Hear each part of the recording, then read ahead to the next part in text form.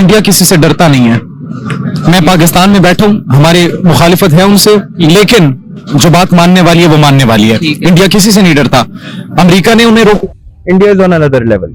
वो लोग एक और जगह पे, एक और लेवल पे पहुंच चुके हैं। हम लोग उनसे अभी compete नहीं कर सकते उस तरह। पहले हमें अपनी रूट्स को सही करना है, उसके वहां पर भी होंगी इस तरह की सारी चीजें। आखिर है वो ये इसी तरह की नेशन। हम एक ही थे, डिवाइड हुए हैं, लेकिन उन्होंने फिर भी अपने आप को कुछ बनाया है। इंडिया की जो फॉरेन पॉलिसी है वो उस पर स्टैंड करते हैं। किसी की मजाल नहीं है किसी और मुल्क के देखे उन्हें। अगर कोई देखता है, चाहे वो उनका एलाई क्यों ना हो, अमेरिका को देख लें। अमेरिका ने कितना रोका था कि रशिया से तेल ना खरीदे। अमेरिका ने कितना कहा था कि रशिया से वेपन्स ना खरीदे।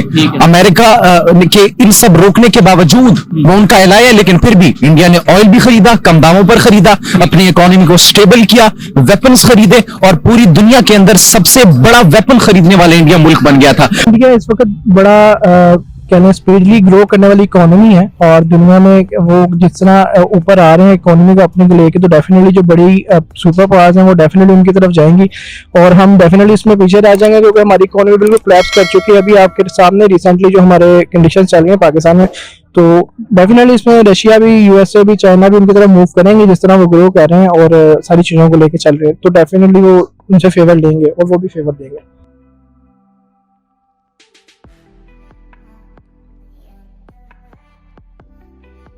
नमस्कार दोस्तों, स्वागत है आप सभी का आपके अपने चैनल पर।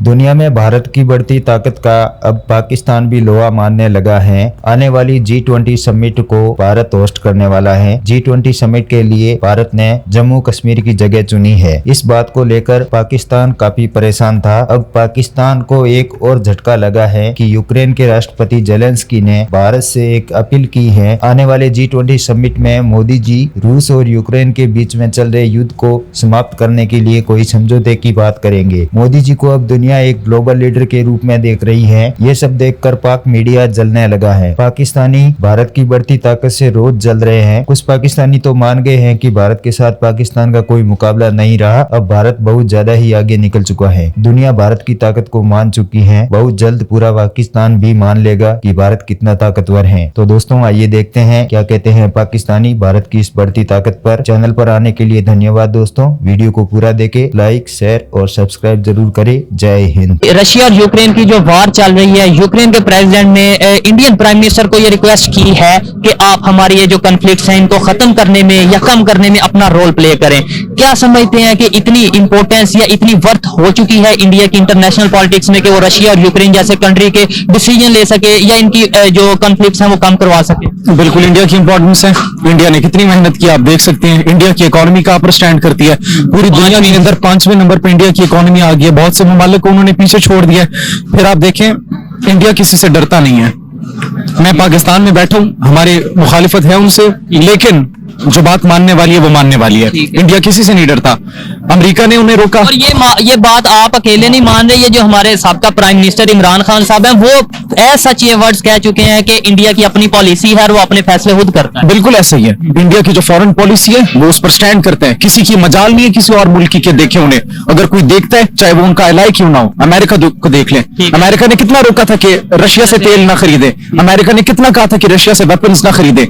अमेरिका के इन सब रोकने के बावजूद वो उनका एलाई है, लेकिन फिर भी इंडिया ने ऑयल भी खरीदा, कम दामों पर खरीदा, अपनी इकोनॉमी को स्टेबल किया, वेपन्स खरीदे और पूरी दुनिया के अंदर सबसे बड़ा वेपन खरीदने वाला इंडिया मुल्क बन गया था। जब उनकी फॉरेन पॉलिसी ऐसी होगी, जब वो एक सबसे बड़ी स्टेट बनकर उभरेगी, तो फिर जाहिर सी बात है इंटरनेशनल पॉलिटिक्स के अंदर उनका एक बहुत बड़ा हाथ होगा। और मजे की बात ये, आपने ये जो बात की कि अमेरिका ने मना किया फिर भी उन्होंने ट्रेड की रशिया के साथ, फिर भी उसके इस टाइम रशिया के साथ भी रिलेशन बेहतर है इंडिया के और अमेरिका के साथ भी बड़े अच्छे रिलेशन है। अमेरिका मजबूर है इंडिया के साथ रिलेशन बेहतर कर। इसी को तो डिप्लोमेसी कहते हैं। वो डिप्लोमेसी वो डबल साइड खेल रहे हैं गेम। अमेरिका के साथ भी वो ताल्लुकात अपनी खराब नहीं कर रहे, रशिया के साथ भी ताल्लुकात नहीं खराब कर रहे। जबकि हमारे लीडर्स को देख लें, हम डर जाते हैं या हम अपने डिसीजन खुद नहीं ले पाते। उसकी वजह क्या? कुछ लोग ये कहते हैं जी हमने पैसे देने हैं लोगों के, इसलिए अपनी मर्जी के फैसले नहीं कर पाते। आपको लगता है कि इसके अंदर पॉलिसी मेकर का कहीं ना कहीं फॉल्ट है? ये पैसे देने ना देने का अलग फैक्टर है। इसके अंदर देखें हमारे सिस्टम का फॉल्ट है।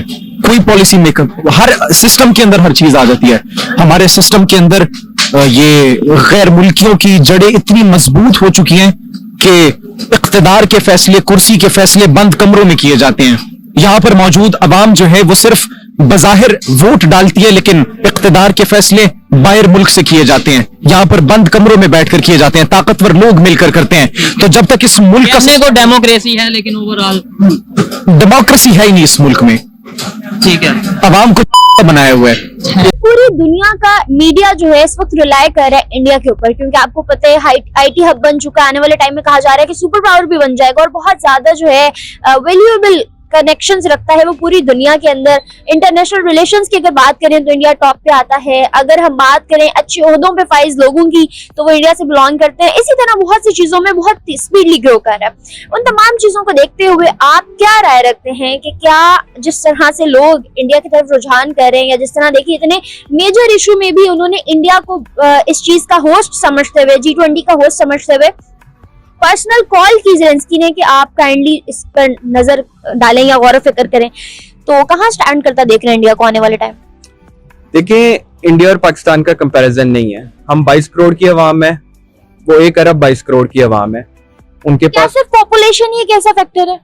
पॉपुलेशन, देखिए आपकी पॉपुलेशन जितनी ज्यादा होगी उतनी ज्यादा डिमांड्स होगी, उतनी ज्यादा मैन्युफैक्चरिंग होगी, उतना ज्यादा बिजनेस होगा, उतनी ज्यादा एक्सपोर्ट्स होंगी। India is on another level. वो लोग एक और जगह पे, एक और लेवल पे पहुंच चुके हैं। हम लोग उनसे अभी compete नहीं कर सकते उस तरह। पहले हमें अपनी रूट्स को सही करना है, उसके वहां पर भी होंगी इस तरह की सारी चीजें। आखिर है वो ये इसी तरह की नेशन। हम एक ही थे, डिवाइड हुए हैं, लेकिन उन्होंने फिर भी अपने आप को कुछ बनाया है। हमें अभी बहुत टाइम रहता है वहां तक पहुंचने के लिए। उनके पास एक एज था कि उनके पास पॉपुलेशन ज्यादा थी, जिसकी वजह से उनके पास एक एडवांटेज। सर, पॉपुलेशन तो चाइना के पास भी ज्यादा है। हमेशा से चाइना की इकोनॉमी बड़ी अच्छी ग्रो करती रही है, लेकिन अब देखिए आपके सामने है चाइना भी कोलैप्स करता जा रहा है। अगर बात करूं बांग्लादेश की, तो बांग्लादेश पाकिस्तान से के बाद आजाद हुआ 1971 में। आज बांग्लादेश का टका हमारे रुपए से ज्यादा वैल्यू रखता है और आज बांग्लादेश हमसे ज्यादा ग्रोथ वाली कंट्रीज में से एक है।